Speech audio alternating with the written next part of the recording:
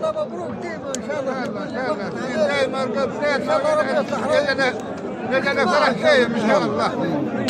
هذا من تبارك ثلاثية صالحة ليس صالحة. استاذ انور كما تعلم ان جمعيه قبس عندها امتداد حتى خارج الوطن. من تونس. عندنا اشقاء في ليبيا في ليبيا وفي حتى في المغرب. مرحبا سيدي مرحبا. الان هذا اخونا جانا ضيف ان شاء الله هو منتمي لجماعه قبس. من العرش من العرش. العرش يعني. بهذه المناسبه اعطينا كلمه. سواء مش ليبيا ولا تونس؟ لا تونس. مرحبا اهلا وسهلا تفضل سيدي. بسم الله الرحمن الرحيم. يا رب يبارك لهم ويهنيهم ويصلح حالهم ويصلح حال الجمعيه اللي قامت بهالمشروع الجيد هذا، وربي يهنيكم ويبارك لكم ان شاء الله. بسم الله الرحمن الرحيم.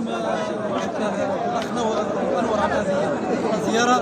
نتشرف جمعيه قبس الخيريه الولائيه على تنظيم العرس الجماعي الثاني بعد العرس الجماعي الاول 30 عريس.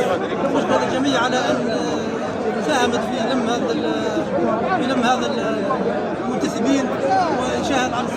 نطمح الى المزيد ان شاء الله. طيب مع ضيوفنا من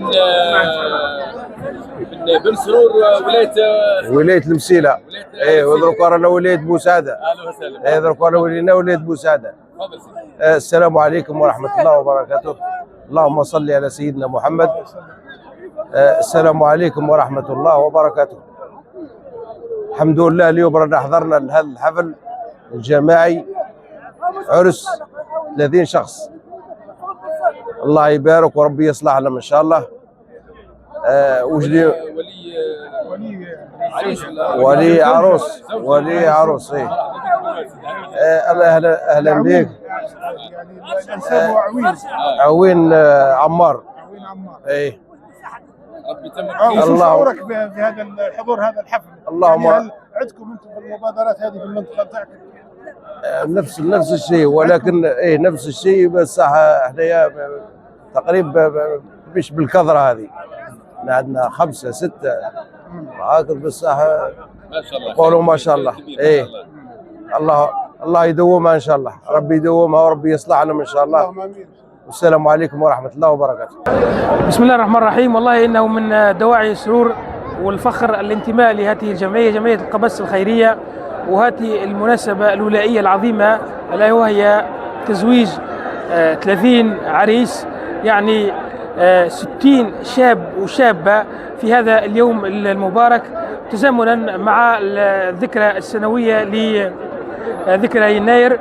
لكن هنا في وادي سوف ارتأت الجمعيه ان تكون هذا اليوم هو يوم خاص بتكافل.